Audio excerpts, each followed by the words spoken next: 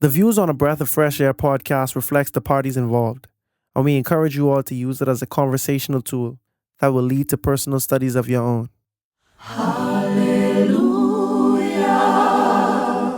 Hallelujah. Hallelujah. Hallelujah. Welcome to a Breath of Fresh Air podcast.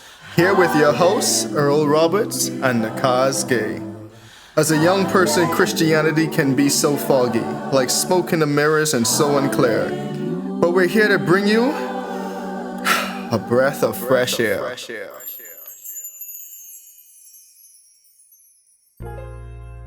Guard your steps as you go to the house of God, and draw near to listen rather than to offer the sacrifices of fools, for they do not know that they are doing evil.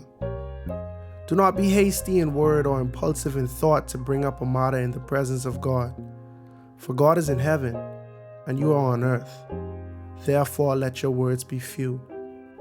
For the dream comes through much effort, and the voice of a fool through many words. When you make a vow to God, do not be late in paying it, for he takes no delight in fools. Pay what you vow. It is better that you should not vow than that you should vow and not pay. Do not let your speech cause you to sin, and do not say in the presence of the messenger of God that it is a mistake. Why should God be angry on account of your voice and destroy the work of your hands? For in many dreams and in many words there is emptiness. Rather, fear God.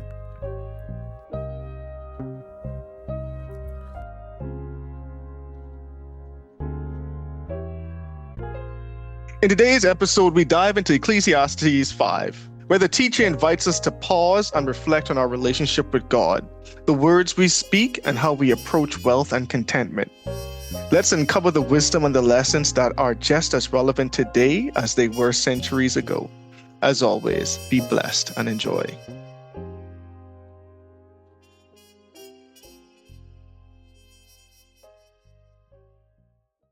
Okay, so welcome back to another episode of a Breath of Fresh Air podcast here with your hosts Nakhaz Gay. and Earl Roberts. Hopefully everyone there had a great week and enjoyed the holiday season. And your mic is definitely not in your face. We're going to keep it going. Yeah, I know how to feel a little weird, but for those who didn't hear, my name is Nakhaz Gay. Definitely. So this is the first episode technically of 2025. We are recording this still in 2024. So we ain't experienced the holidays yet in real time. True. So we'll probably be right there. What is this? This episode coming out January 3rd? Yeah. So hopefully everyone will enjoy the holidays. Right. And enjoy the New Year blessings. Hopefully everyone set out to accomplish what they set out to accomplish this year with God's grace and God's mercy. And then, just pray prosperity and blessings on everyone. And, hopefully everyone make it through the trials that we are ultimately going to face this year, because every year has some difficulties or trials that we're not expecting. But hope you make it through them unscathed. Amen, amen. 'Cause that's the thing. You remember what your resolutions was for 2024? 2024, I did a different approach, man. Like, I really had one, I actually want to get in better shape, which kind of did, but it was kind of like me seeing how God's going to guide my life and not really like putting things to paper, it was a different experience for me. It was definitely a different experience for me, because it's almost like at point in times you didn't truly know what the next step was, if that makes sense. And I kind of think that's how Abraham may have felt. But it's a humbling journey in as much so as it was the first year at the beginning, I didn't put like my pride and my ego first. And not to say that other people do that. I just know that's how I was. Okay. You know what I'm saying? Like, I know myself. This is what I am going to get done, come hell or high water. So help me God. Mm-hmm. And so it was the first year I didn't really truly like put me first. And it was like, okay, God, let me see where you want me to actually go. So last year was different. It was a different benchmark for me per se. What about you?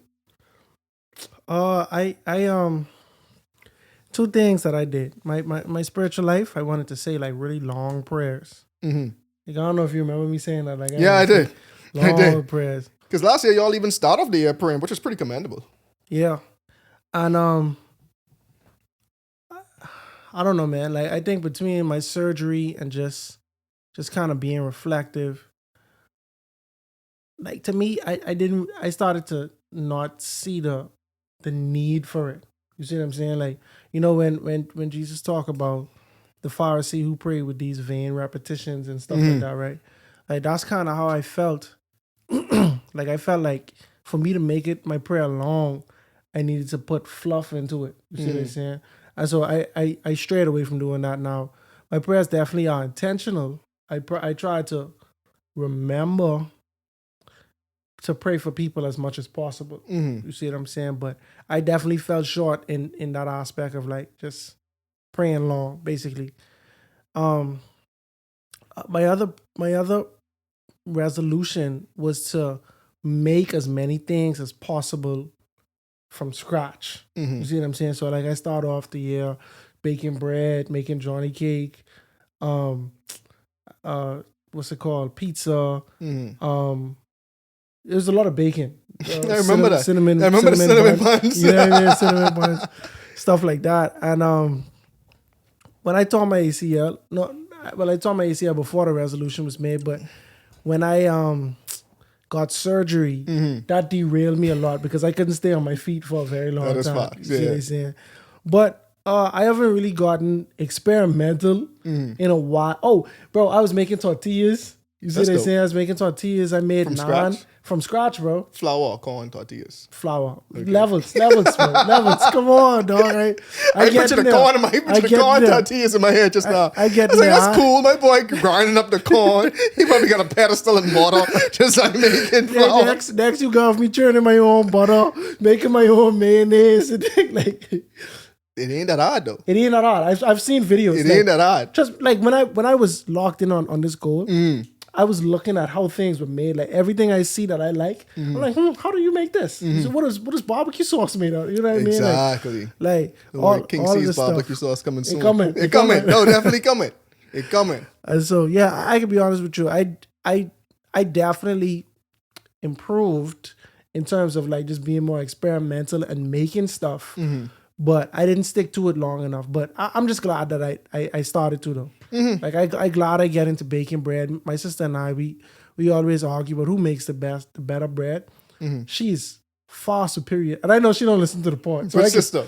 Naja. I could safely say that I see Naj bake when I do things before. No, she nice with it. Naja's a baker. She nice with it. She nice with it. She nice with it. And Marisha's a baker too. That's my older sister. I've never seen her bake bread. Okay. But she's baked cheesecake, like desserts cakes, and stuff. Yeah, dessert, cookies, like stuff like that. Like she get to it. I really knew to all of this. You know what I mean? I don't have as much skin in the game as them, but I talk. Of course, you got to. Yeah, for sure. You got to. But by the grace of God, bro, I thankful, bro. One thing I'll say, and this is just me being forthcoming, I make declarations each year, fitness-wise, that I have failed, bro. I have failed, bro. Too many consecutive years. Because it don't matter why I fail. I can turn around and say, bro, I tear my ACL. And that's a valid concern, right? It's valid, but at the end of the day, what's the result? What is the result? And what happened the year before when your ACL wasn't there? Now, granted, I lost 30 pounds last year. And then on my birthday, I was at like 32 pounds down around there. And I said, them next 2 months, I was going to try to go for like 10 pounds. A month later, I tear my ACL, right? And then everything was just downhill from there or whatever. But like even the year before, I gave up. Bro. Like I started working for like 4 months and I gave up, bro. And I just didn't care about my health at all. The year before that, I could honestly say that I did lose the weight. You see what I'm saying? But then I found it. You see what I'm saying? Like I lost the weight. And I found it right where I lost it. That's what that was. You know what I mean? Like, And so like, Oh wow. that's just me being forthcoming with y'all. Like I disappointed in myself. You see what I'm saying, for not being able to actually achieve the goal. I've achieved my fitness goal once in my life. In 2018, I got down to 190. I was muscular. I was athletic, and I get so happy that I start being disciplined. I just was trying to reap all of the benefits. Like, I get to wear whatever, I get to eat whatever now. And that catch up to me quick. No, it does. It definitely does. So this year, 2025, new fitness goals. No, I am still as delusional as I have been every year. Let's go for it. You know what I mean? I honestly, like for me personally, so remember at the beginning of the year, I was Operation Get Six Pack back, right? Now, but the thing about it, right? I start off the year, granted, I am skinnier. I started off the year last year at like 175, which is like the heaviest I've ever been. I know some people, whatever. That's the heaviest I've ever been. Some people would die for that. Yeah, I know. So it's like, but I'm naturally skinny. Yeah. So like, I carry 170. If it ain't muscle, I carry it poorly. You know what I'm saying? Like, bare belly, face looking chunky, going home, Grammy saying, "Oh, you're putting on weight." Yeah, because they never show. You know what I'm saying? Yeah. Like, Grammy told me I'm putting on weight. No, she listening to this podcast right now laughing. Say, "Oh, see, your face looking fat."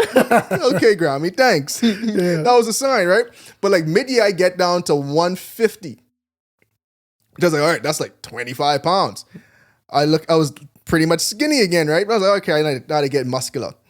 Then, life happens, you get undisciplined, and then it's like, to your point, every excuse valid, right? If I go into the office 3 days out of the week, that's like an hour and a half after work, commute back, tired, got other things to do. Do I have time for the gym? But crazily, so after Thanksgiving this year, I may come in to try to go back to the gym. So I've been trying to go to the gym at least 3 times a week for the last month.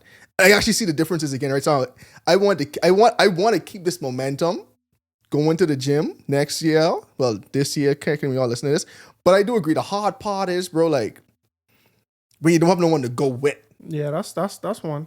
Because, like, I in the gym, if I want to push real weight, I don't know y'all to spot me and thing. And I want inconvenience. And you may say you're being antisocial, right? But people in there, they got their headphones in. So I really have to, like, disturb you to come and spot me. Yeah. So, like, I could push the heaviest I know I could still get up, even if my arms tired. You know, type of way, because I don't be the fool in the gym.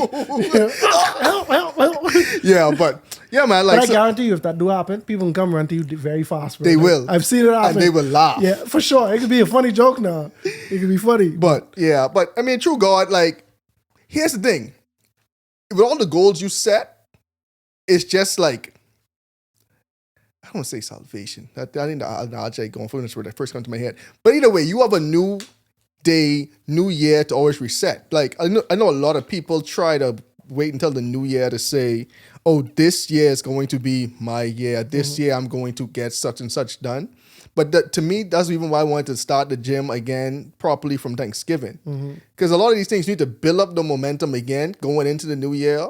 But all in all, you don't have to wait until the new year to start again. Because like, bro, if you fail in January, wait, start again in February. For sure. Start again in March, April, May. Like, there's never a bad time to make the right decision. Yeah, I agree. And I'd never shame somebody for having a New Year's resolution to better themselves, even if we all know they not gonna follow through with that. I'd rather you at least try, because it's a possibility that you're gonna complete it. You see what I'm saying? Than to discourage you from saying, bro, you was do this fitness journey every year. Bro, our boy Rennie, bro, from 2016, he and I have been saying, bro, this the year we can get it right. Oh, you see what I'm saying? Definitely. Nah, mind you, he and I have both achieved that goal and have squandered it away. You see what I'm saying? Find it right where you leave it. Yeah, find it right where we leave it, bro. But like I had to tell him, I was like, bro, let's reflect, bro. This 8 years in a row, we saying this thing, bro. Now, if what good is it that you achieved this 8 years later? You want it back. We need to achieve it and sustain it type one. You see what I'm saying? That's the win. You know what I mean? But at the end of the day, I can't turn to myself and say, bro, because like that's from like the analytical side. You look at it and say, bro, you do this same thing every year and you failing. Why you keep trying? This ain't working out. Time to do something different or whatever, right? But to me, looking at it like, bro, the minute I start to think like that, bro, is the minute I start to go even further than I am now, bro. Like you said, they're saying like that. To me, that's when I truly fail, bro. Like once I try it, I ain't fail yet. You see what I'm saying? Agreed. And think about even that same logic right there, right? That's how the devil has used people to keep them in sin. Because, bro, you try to live a righteous life this year. You try to live a righteous life yesterday. But you keep on sliding. You keep on doing the wrong thing. You keep on finding yourself like Paul, doing the things that you don't want to do and not doing the things that you want to do. And the devil say, bro, why try? But the minute you stop trying is when he win. Yeah. The very act of trying is defeating the devil. Now, at some point, you do want to actually do the thing, like actually accomplish the stuff, right? But if the devil can get you not even to try, then he don't even have to worry about you no more. He can focus his efforts elsewhere because you ain't even trying to live a righteous life no more. You ain't even trying to better yourself no more. He's like, all right, cool, this one, I got him. Let me go into someplace else. But if you still trying, all right, you still have hope. You still have hope. My goal this year, though, and I just saying it on record, mm-hmm. is to be able to run 3 miles consecutively without getting tired, bro. I talking about. So let's set a goal to run a 5K in the year. Let's do that. And I just run one like the beginning of December. I came 13th in my age category. Oh, that's good, bro. Yes. It does. It did. Guy did it in like 30 minutes. Good. Ooh.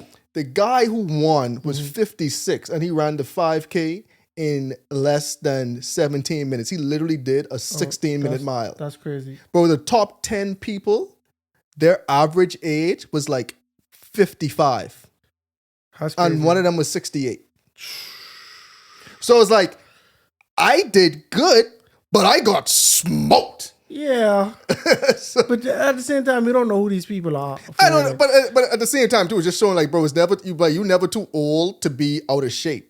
You know what I'm saying? But the point I try to make is they could be like ex-Marines and but they could have been training, or this might have been like their millionth 10K, or half marathon, but still, or whatever it is. Yeah. Let's set the time at the end of the year. It also gives me to get to buy the right shoes too, because my feet still killing me. Yeah, but anyway, we digress. So we digress. Yeah, all in all, don't be ashamed to tell people your New Year's resolutions. Don't be ashamed to trust God to guide you in what you got to do. And don't hold on to your pride so much that your pride is going to make you go in a direction that you chose when God is pulling you to go in a different direction. And I definitely think you have to be open to that this year, because that was a lesson I learned last year personally, that even though you want to do something, we all learn this lesson at different points in our life, right? But at the beginning of the year, we want to do things that we want to do. And in April, God may be telling you it's time to go in a different direction, or God telling you need to go in this direction, but you're so focused that this is what I set out the year to do and this is what I want to accomplish, that you potentially might even miss on a bigger blessing that you didn't see because you were so focused looking at what you want to look at when God was trying to turn your head in a different direction. So don't be closed-minded and don't be closed-hearted. Amen. So you want to get into Ecclesiastes? You want to talk about the topic that I say we could have talked about, but I know that's also another tangent. I don't even know how much we in. We 15 minutes in. Oh, so I mean, we could save it for the next episode. Yeah, let's save it for the next episode. All right. So what is Ecclesiastes 5? Yep. Ecclesiastes 5, man. You want to give the people a rundown on how we got to where we at? I mean, granted, we ain't talked Ecclesiastes in about 3 episodes now. I know, right? But yeah, so Ecclesiastes, basically, it's one of the books of wisdom written by Solomon, as we learn in chapter 1, right? Chapter 1, he kind of goes over all of it. Starts off with just his synopsis of vanity, right? Like, this is vanity, that is vanity, right? I searched all throughout the land to try to find wisdom. Even that was vanity. You know what I'm saying? He ends off one of my favorite texts in the Bible, period. I'm reading from the Nasby 95 edition. He says, in much wisdom, there is much grief, and increasing knowledge results in increasing pain. You see what I'm saying? The second chapter, he talk about pleasure. I was into everything, bro. I built everything. I had all the vineyards, and if we know about his story, he had the houses, his wives had houses. He had so many wives. He had so much gold, you know what I'm saying? And all of that was vanity, And one thing that he was kind of funny to us is that he started to hate all of the work he did. He did good work, you know what I'm saying? But he started to hate it because he thinks about how he can't take it with him. He would have to leave that to an offspring. Who knows whether his offspring would be a fool or not? You know what I'm saying? But then he says this one thing that is a consistent theme that we've continued to explore in these chapters. He said, nothing is better for a man than that he should eat and drink, and that his soul should enjoy good in his labor. This also I saw was from the hand of God. So it's a vast contrast to things being vain. You know, he said, hey, one thing that is from God that is beneficial and nourishing to us is to enjoy the labor that we do under the sun. Then chapter 3, we go into a time. The time for everything is a time to kill. It's a time to what's the opposite of to heal? The time to break down, the time to build up, you know, etc. But then he talks about a man who I see a man who he working hard, you know. Yeah. And he working so hard till he deprived himself of luxuries and just of a break. But he has no heir. You see what I'm saying? This also is vanity. And, you know, it kind of... No child. He has no child, well, right? People might, you know, some people... Right. So, but he has no next of kin whatsoever. You see what I'm saying? Like, it could... Even if it was his little brother, he ain't even have no one to pass this on to.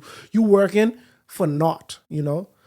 And that was also vanity. He reinforces that nothing is better than to, you know, do good in your lives. You know what I'm saying? Every man should eat and drink and enjoy all of his labor once again.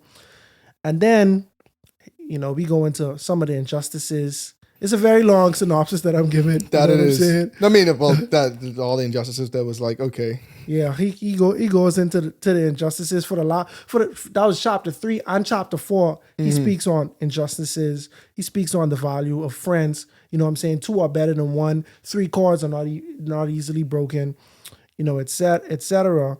And the last thing that we learned was how futile everything is because everybody passed away, right? There was even if you had the best story known to man, even if you rose from the ranks of being a pauper to now being king, sooner or later, your story is going to just going to be so dated that nobody knows the story.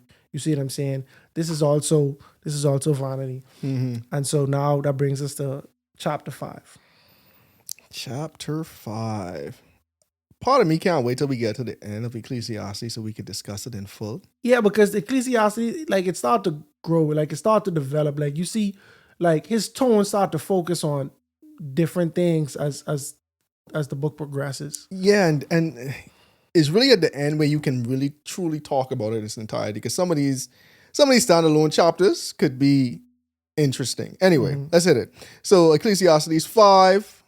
The screen thingy. But Ecclesiastes 5, walk prudently when you go to the house of God, and draw near to hear rather than to give the sacrifice of fools, for they do not know that they do evil. Do not be rash with your mouth, and let not your heart utter anything hastily before God. For God is in heaven, and you are on earth. Therefore let your words be few.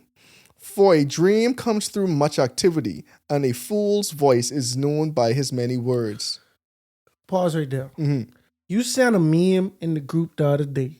Yes. When you're reading Proverbs, and you notice that you have a lot in common with this fool with the fool that they talk about, right? It's just so interesting because, like, obviously, I relate to that. I relate to that meme. Like, sometimes I just be reading this, like, what you mean don't give full vent to your anger, bro? I want to let this all out right now. You know what I mean? What you talking about, bro?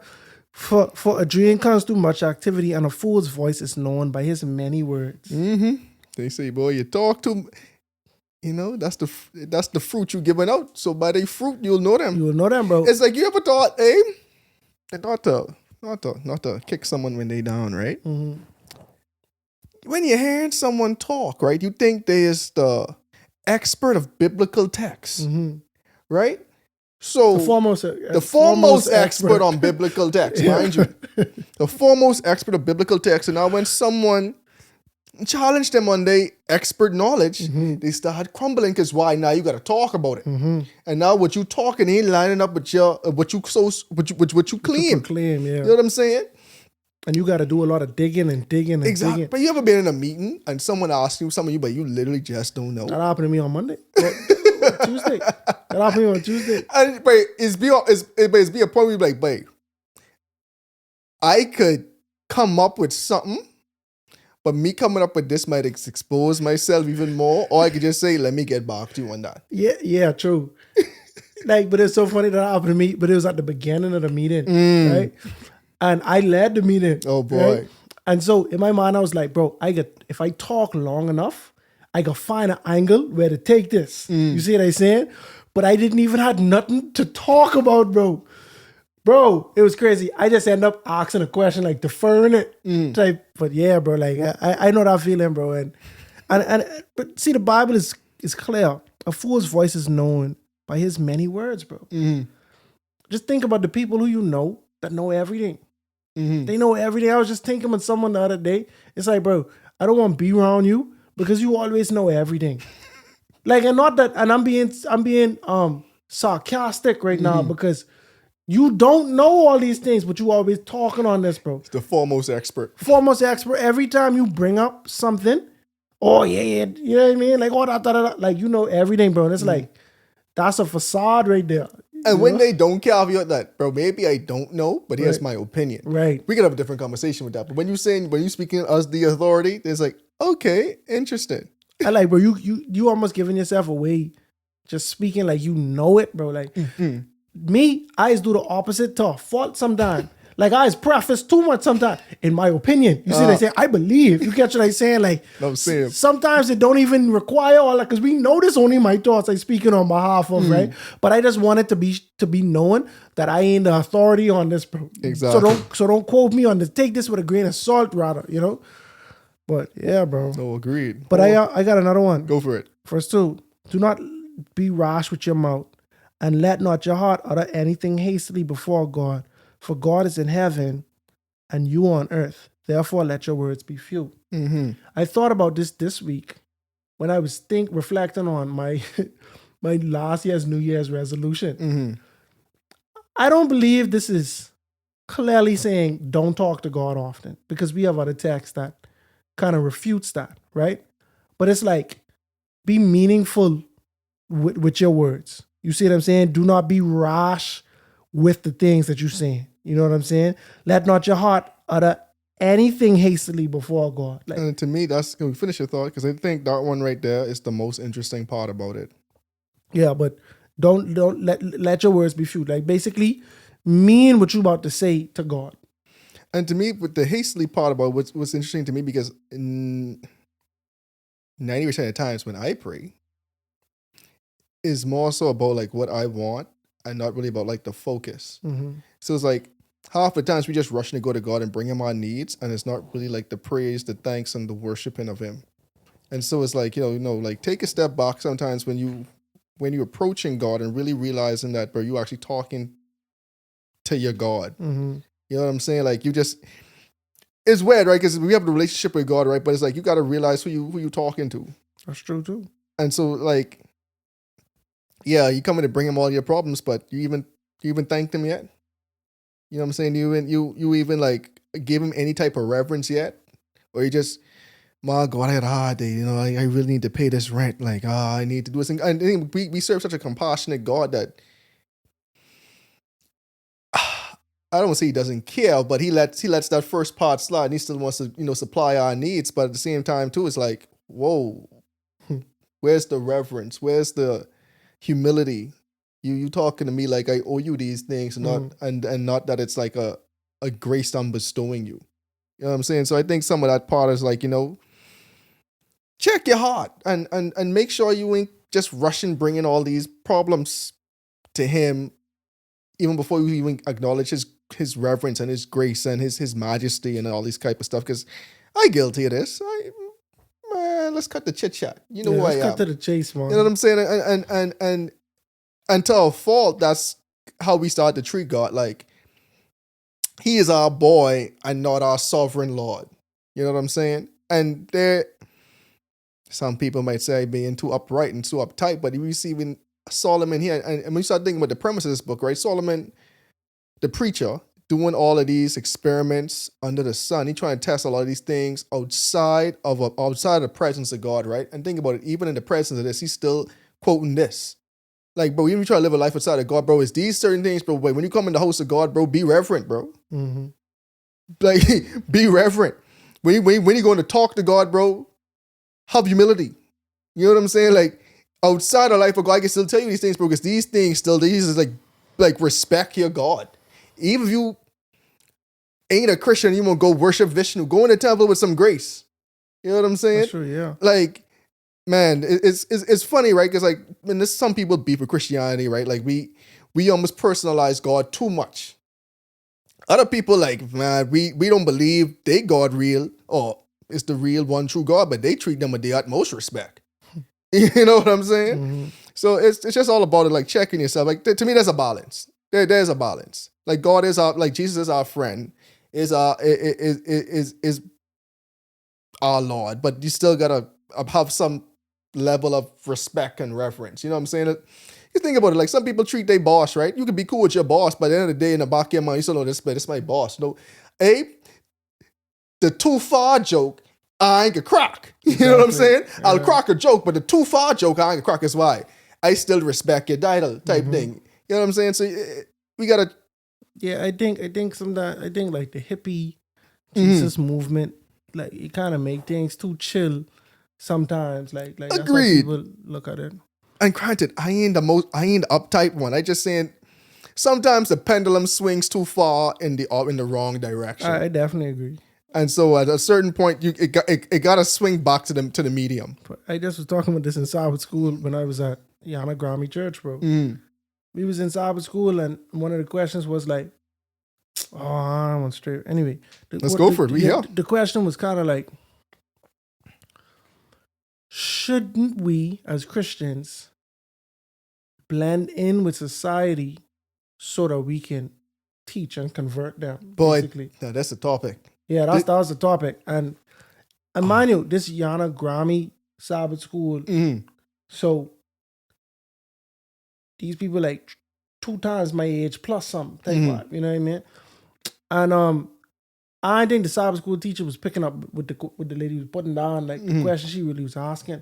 And I was just like, bro, like in our, I didn't say bro, of course, but in our generation, we have too many people who just trying to push the barriers of reverence like further and further to the point where it's like there's almost not a difference between things of the world and things of church. You see what I'm saying? The word holy means set apart, bro. Agreed. You see what I'm saying? It's like, how are we to be set apart if we trying to be apart? Like, it's impossible. You see what I'm saying? Like it's impossible. It's bro. water and oil. It's right. That's a word I'm looking for, like to say, like it's like antonym, like. But anyways, it just doesn't work with each other. Like water and oil, like you say, like it don't mix type situation. You know what I mean? And I was saying how we see where Lot was righteous. Lot, as described in Peter, right in the New Testament, they call him righteous, bro. But this righteous man, he was fixated on being in the world, but he wanted to be in the world, but he wanted like a good world. It's like when a girl say they want a thug, right? But they want to be the gentleman type of thug. You see what I'm saying? Yeah. Like they don't want to have to worry about him in jail or, you know what I mean? Or like just being not a good partner to them. They don't want everything will come with being a thug. They want the thug, but it's like in name only. Yeah, in name only. And he gives the appearance of this, but it's still a safe environment, and he's still a gentleman beyond that. But the two things do not coexist. They don't intersect much. You see what I'm saying? No. And so Lot, he's in Sodom and Gomorrah, but he trying to meet you at the front gate, and he trying to, hey, wait, I trying to protect y'all before y'all go into this madness, right? But he ain't want to leave. So like to me, it's like Lot. I don't know if you know. I watch a video on mine. He had a mop and a bucket, right? And he going to the beach, and he was trying to mop away the ocean, right? like he mopping and he wringing out in the sun, right? And it's like you doing something, but you won't do nearly enough. It's immaterial. Like, you know what I mean? Like you putting in the work, but if you stop, no one would notice that you was even putting in the work. Right. Like it does not, you ain't doing damage. You're not making any strides for it, right? So, and that's how I feel about Lot at the gate of Sodom and Gomorrah. And a lot of times, like even throughout the Bible, like you see people standing at the gate, like that's almost like a position of power, of like an ambassador for them, right? So you can see that he was well respected. You see what I'm saying? Like people know him and they allow him even as a foreigner to be there. You see what I'm saying? But what he trying to do, he trying to clean up the city as much as he could, right? But you ain't making no difference. But these people was so far gone that God was like, bro, I'm going to destroy them. We don't even have 10 righteous people here, bro. So how effective was this law? You see what I'm saying? Like, if we being honest, if you didn't even have 10, but think about it, but we didn't even have 10 righteous people, right? And Lot, it was a possibility Lot had 4 daughters, right? 4 daughters, 2 of them is married, right? That's 6 people. Lot and his wife. You see what I'm saying? That's 8 people, bro. That's 8 right there. They ain't not 2 more people, dog. You see what I'm saying? Like, they're not, granted, they say 10 righteous men, but I don't know if that meant man or woman, but that's beside the point. It wasn't enough righteous people. And so, the point I'm trying to make is, Lot was supposed to leave there, bro. Like, there's no justification for Lot actually even being in that environment, and he did end up leaving when it was almost too late, bro. They had to drag him out of there, bro. He was forced. He was forced to leave, bro. Begrudgingly, almost. And to me, that's the metaphor of being 1 foot in and 1 foot out, bro. If you want to be in the world, you have to get dragged out of there, bro. You see what I'm saying? Lot was annoying them angels because I was getting annoyed with them angels, bro. Yeah, bro. Leave, no. But hold on, let me just do this. You gotta leave. Hey, bro, go to the angels, bro. You gotta go up there. Oh, but I can't make it. Let me go to the next city. Hey, let me go to the next city over, bro. Hey, like, bro. Okay, whatever. I can imagine you just want to fling him, bro. Right. Like, I come here to do a job, bro. You are single-handedly prolonging my time here. I'm telling you, bro. And I just trying to do my assignment. Sodom could have get destroyed in the middle of the night if he wasn't dilly-dallying. I could have done being back walking on streets of gold, bro. Exactly, bro. Like, come on, bro. I don't want to be here, bro. You know what I mean? And so, like, to your point, like, when you talk about, like, how, you know, we sometimes we get too cool with God. Like, we try to minimize it, and it's at the expense of reverence. Sometimes, like, it makes sense. But even continuing in the text, all of this is connected, bro. Like, from 3, even from 3 down to even 5, like this one continual thought is saying, like, I'm sorry, from 2 straight to 5 is one continual thought. Like, don't be rash, right? Don't just say anything hastily. Don't say anything hastily before God. For God is in heaven and you are on earth. Like, to me, I interpret that as saying, bro, y'all in company type situation. Now, of course, God love you, but it's like your parents. Agreed. You know what I mean? Like, me and my mommy, we in company. Like, we have a relationship, but it's like, I don't address it the same way I would address a friend. You see what I'm saying? Like, or the type of jokes, or even if I was to say something like hurtful, like I'm more inclined to do that, like to talk junk or something like with a friend. Like, the dynamic is different and it's a level of respect, right? Then it goes on to say, a dream comes through much activity. A fool's voice is known by his mighty words. It seems like from the Proverbs way of writing, it seems like there's a whole new thought. But even when we get to verse 4, you could tell that this is one continuous thing. It's saying, hey, this is how fools are work, right? A dream comes by in this way, but fools do it in a way that's not good for the dream to work out. Now, verse 4, when you make a vow to God, do not delay to pay it, for he has no pleasure in fools. Pay what you have vowed. Better not to pay than to vow and not pay. So when you make a vow to God, that's still in line with talking to God, like how you uttering things. And to me, that is continuing the thought of hastily. How many times we was in a pinch, in a short pinch, God, if you get me out this way, promise I ain't watching porn no more. You see how you saying I can stop? One thing, you know, you're supposed to stop doing long time. You that's your big leverage bargaining chip right there. Like, Lord, all right, cool. I shouldn't have do this. This is a big thing for me. I give it to you. Just let me straight. This is probably why I'm in this predicament right now, because I'm still doing this. Real talk. That's what you're thinking. Like, but Transactional. real talk. Treating God like it's a transaction. God, if you get me out this, I never could drink again. Right? Lord, if you help me to feel I learned better, my lesson, Lord. shit I said, like, Lord, I'd never could drink again. I'd never go overeat again, Lord. If you get me from this torturous bowel movement that I go through right now, Lord, I'd never eat bad again. You see what I saying? Like, so many ways that we've made this promise. And we may have been serious at the time, but we wasn't thinking because we was moving hastily. We wasn't thinking about how unlikely it is for us to stop and how easily it is for us to forget the feeling or the consequences of our actions.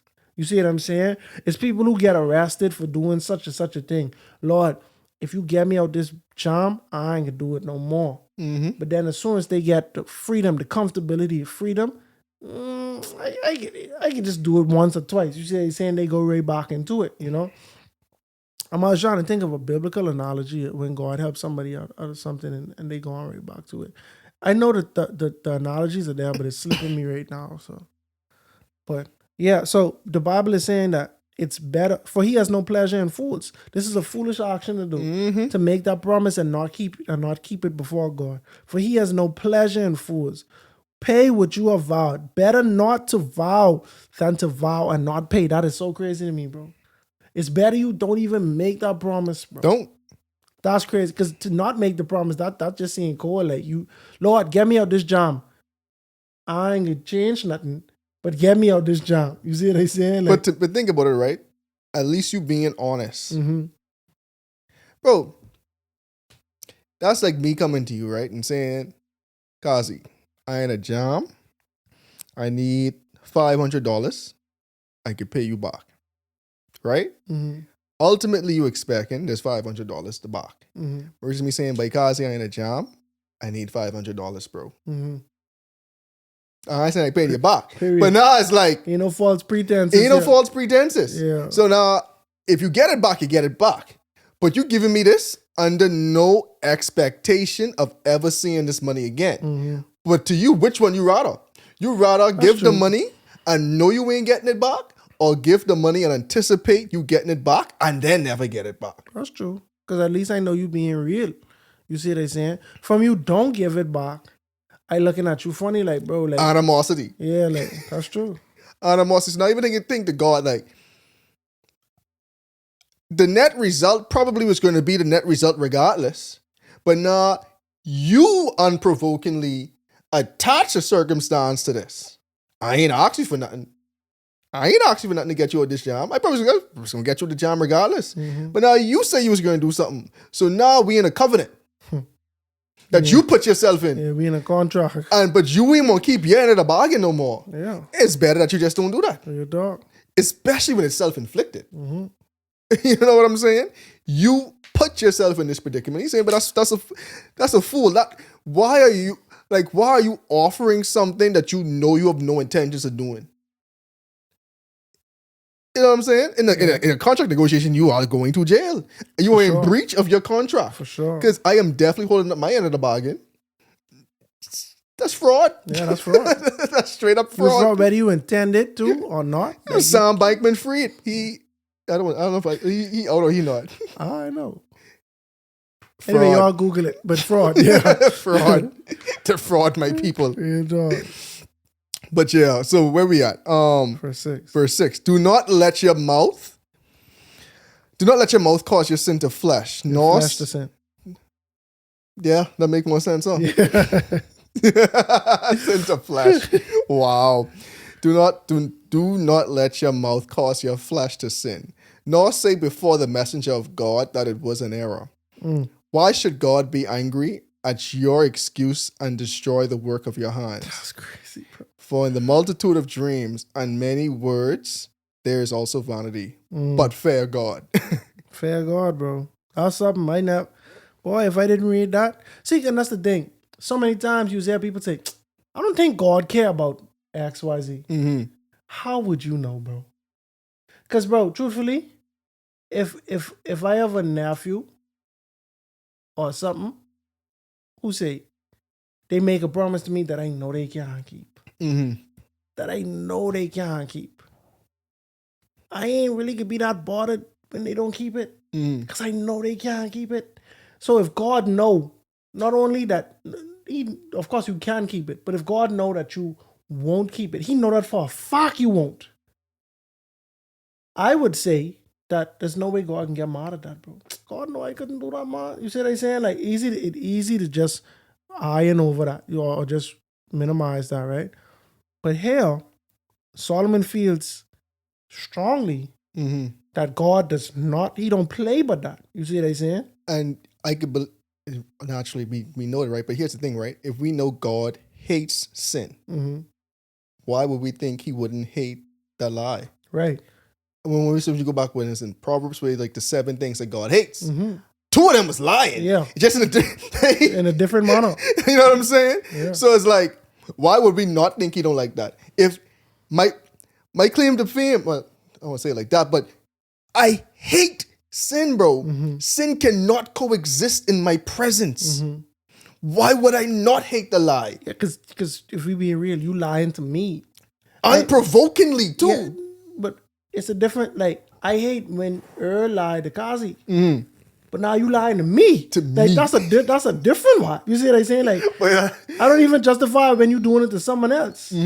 But now you doing it to me. That's always get me too. Like when you know someone lying to you, you know about something, but it's like, why are you lying to yourself? Yeah, because exactly. in lying to yourself, you lying to me. Real dog. And I know you ain't about to do this. So why? Like, let's just skip it. Like you ain't about to do this. That's fine. Yeah, but look at what Solomon say, bro.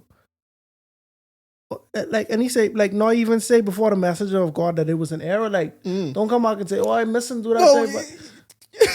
No, but why should God be angry at you at your excuse and destroy the work of your hands, bro? Exactly.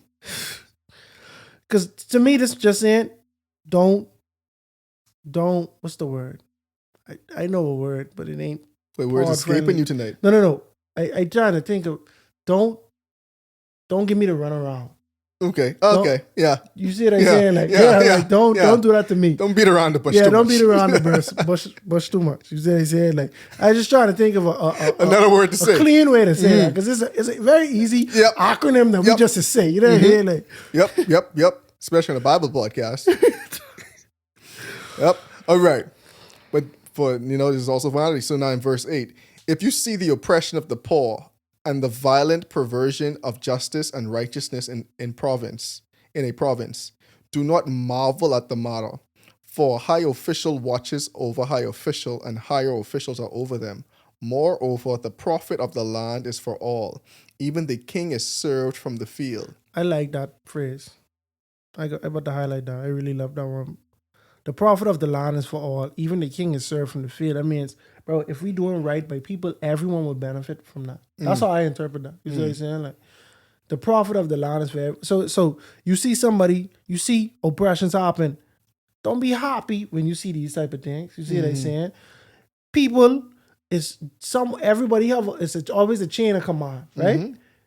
But if we all do well, or we all doing good by people, everybody benefits. Even the highest of the high benefits from that. Like, that's how I interpret that. But it could mean something different. Though. Sometimes I just read back on these things. I'd be like, oh, I don't think that's what that's saying. But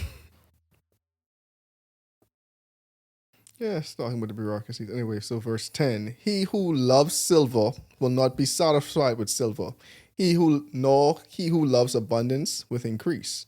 This is also vanity. When goods increase, they increase who eat them. So what profit have the owners except to see them with their eyes? The sleep of a laboring man is sweet, whether he eats a little or much. The abundance of the rich will not permit him to sleep. There is severe evil, which I have seen under the sun. Riches kept for the owner to his hurt. But those riches perish through misfortune. When he begets a son, there is nothing in his hand. And he came from his mother's womb naked. As he came from his mother's womb, naked shall he return, to go as he came. And he shall take nothing from his labor, which he may carry away in his hand. This and this also is a severe evil. Just exactly as he came, so shall he go. What what profit has he who has labored for the wind? All his days he who also eats in darkness, and he has much sorrow and sickness and anger. Here is what I have seen. It is good and fitting for one to eat and drink, and to enjoy the good of all his labor, in which he toils under the sun all the days of his life, which God gives him. For it is in his heritage. As every man. I don't know what just happened. We good? Okay, perfect. Sorry, guys. So, as verse 19, as for every man to whom God has given riches and wealth, and given him power to eat of it, to receive his heritage and rejoice in his labor, this is the gift of God. For he will not dwell unduly on the days of his life, because God keeps him busy with the joy of his heart. Amen. You know what's so interesting to me? Go for it. But this last stuff that we just finished reading, where it say, the sleep of a laboring man is sweet, whether he eats little or much, but the abundance of the rich will not permit him to sleep. You ever notice like how all of the billionaires, like they do not sleep, bro? Mm-hmm. Like you could see, it was a time when you could see that Mark Zuckerberg does not sleep. Like you could see that, he bro. looked zombified at that time. Like real talk, bro. Like, yeah, bro. Like all of these billionaires, like Donald Trump and Bezos and stuff. Like he is here about how like they just do not sleep a lot. You see what I'm saying? And that's kind of crazy, bro. It's the pursuit of more, bro. Yeah. The pursuit of more. And it's just interesting too. Like, I mean, interesting. But just like how this like next section started, right? Like, he who loves silver will not be satisfied with silver. He who loves abundance will not be satisfied with increase. This is also vanity. Because, I mean, you have people say, right, but the more you have, the more you want. Because then you all instantly start comparing yourself to people with more. If you're a millionaire, you start comparing yourself with the person who have like $20 million. You have 20 million, you start comparing yourself with the 100 million. The 100 million, you start comparing yourself to the person with 500 million. You hit that 500 above, you're trying to hit a billy. Then we is joke, right? But it's a difference when you only have $2 billion to when you have $100 billion. They start looking at the yacht sizes. You know what I'm saying? Oh, you have a 50-foot yacht. All right. Bezos, I have a 300-foot yacht. Looking like a little mini cruise ship. So you thinking you's the big dog. You pull up to Monaco. Your 50-foot lot looking like a jet ski, bro. Like, who bring the dinghy? I pull up on an island. Who bring the dinghy? You know what I'm saying? So it's crazy, right? So like, man, in life you gotta know. Even me talking myself, in life you gotta know at what point is enough. Because, bro, there will always be more there to chase. There will always be something bigger. There will always be something shinier. You know what I'm saying? Like, you have to know it in yourself when you are content. And then two is like, you getting all this increase, but for what? And who you truly helping? And to me, that's the biggest thing. Like, and you see when Jesus say, bro, it would be not impossible, but it would be very hard for a rich man to enter heaven. One, because they turn into their own God. They feel like they don't need God for nothing. And then two, most of these people get so self-absorbed. You know what I'm saying? You start pursuing your own selfish interest because you quite literally can make anything happen that you want. You know what I'm saying? Like, but are you truly making the world a better place? You know what I'm saying? You worth $300 billion, right? You worth $300 billion, bro.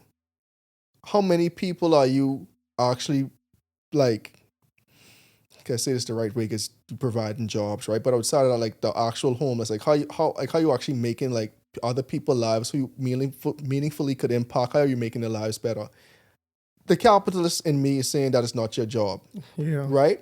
But at the same time, too, I also feel like, we have a duty to actually use our wealth to help others. I mean, that's me personally. That might just be being, the Christian in me. So, like, making the world a better place, like, that could be like an intimidating phrase because it's like, the world is, so big. Your community. Obviously, billionaires or like the wealthy, they have a reach that can, some people in the world, their finances can touch everyone in the world. Like they just got it like that, But the truth of the matter is, if you are a Christian, and that's all we talking about from the Christ-like perspective, right? Because if you follow a way of life that does not that emboldens you to be selfish or to not care about other people, like to me that's like talking to a brick wall right now. But if you are a Christian, we are called to serve others. You see what I'm saying? So you having so much money, it is easy to know whether you are serving others or not. You see what I'm saying? Because when you become a multi-billionaire, bro, that's more money than you can spend in so many lifetimes. You see what I'm saying? Like that's so much money, right? And it's like you have the power to make change. You see what I'm saying? You have the power to make systemic change. Like you could build like homeless shelters, you could build this, you could build school, you could do all these things. It's easy to hide. It's not easy to hide that you're doing these things if you have so much money. You see what I'm saying? Like you're just gonna make that change, bro. You're gonna make that impact. But a lot of people, that's not their goal, bro. A lot of these people in these positions, they don't have like Christian values, right? But even at a smaller scale, it truly don't even take a billionaire to make an impact. You see what I'm saying? Some of us believe that when we get all the way up there, we're gonna make these differences. We're gonna help people, but we don't help people now. Like it definitely starts now. It's free ways you can help people that only require your time. You see what I'm saying? Like people who that rich, a lot of people don't have that much time type situation. Like they have the money, but they have to manage all these things. They have resources and money that we don't have, but some of us have resources and time and just skill and area of expertise that they don't have. You see what I'm saying? Are we stewarding that as well? You know, that's a good point. And I had this point where I just like, bro, you be faithful in small things, the Lord will bless you in great things. You see what I'm saying? If I am not faithful with the stuff that I have, I cannot rest assured that I would be faithful when I have so much more, bro. Like, it's times when I just feel like, bro, I would give if I had more money, right? But it's times when I have more money and now I can afford more expensive things than I would not. It's out of the, if I don't got no money, me getting a new computer, that out of the question, right? But if I come into some money, I could get a new computer. But depending on how much money I have, I could get this much storage. I could get this, like I could, you see what I'm saying? Like it's always something to do. Well, I could upgrade this now. I could turn all the sliders up. And that's your yacht point. You see what I'm saying? Like when you in this tax bracket, you could afford this boat, but then you looking at this and that. You see what I'm saying? Like it's always something to feast your eye on, and that's why it's important to be satisfied with what you have, and then also it's important to know that your financial situation should not determine your relationship with God. It shouldn't, because Jesus was born poor. Like, and I think one of the reasons why Jesus came poor is to let people know, hey, you ain't a thief because you poor. Like it's always something that's gonna benefit you with sin. You see what I'm saying? You might just be someone who lacks self-control. Which is why you do X sin. You see what I'm saying? It's always the devil is gonna make it so. There's always a rationale for the sin. You see what I'm saying? But you can still choose not to do it. You know what I mean? Now I ain't casting judgment on people who steal because they need to take care of their family and stuff like that. Because the Bible's, just text in the Bible and say, hey, let them have it. You see what I'm saying? But if you catch them, then they gotta pay. You know what I mean? It's a little funny stuff like that in the Bible, right? But at the end of the day, Jesus came, he was born impoverished. He was born in a barn. You see what I'm saying? Like his peoples, they wasn't prestigious. You see what I'm saying? But Jesus still was faithful to God. You see what I'm saying? He still was tight with God, and he lead that as our example. I used to think that if you're from the ghetto, like you can't not be a gangster from there.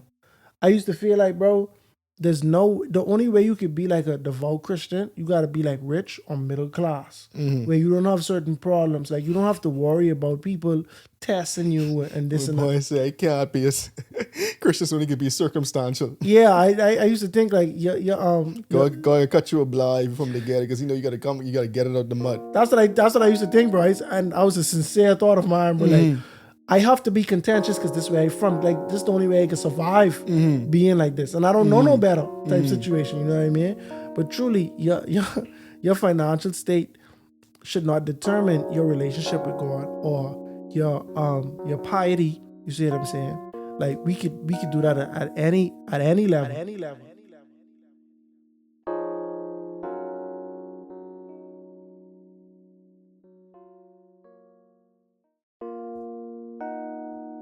The chapter begins by providing wisdom on how we interact with God. It advises against impulsiveness and lack of accountability. Solomon teaches that if you make an oath to God, you need to keep that oath. It is better not to make an oath than to make one that you do not keep. It then goes on to talk about the futility of wealth, how those who love abundance will never be satisfied, and how the greed of a rich man does not allow him to sleep. But he concludes by saying that it is good and fitting to eat and drink and enjoy oneself in all one's labor in which he toils under the sun during the few years of his life which God has given to him, for this is his reward. But that's not all King Solomon has seen. Join us next week as we continue the words of wisdom in the book of Ecclesiastes on the next episode of A Breath of Fresh Air. Tonight's episode included voice acting by your host, Nakhaz. Remember to go ahead and research on your own in order to get a more firm understanding of tonight's episode. And if you enjoyed it, make sure to like, subscribe, and share with your friends. You can follow us on social media at A Breath of Fresh Air Pod on Instagram and BOFAPOD on Twitter. Thanks, everyone, and we'll see you next week.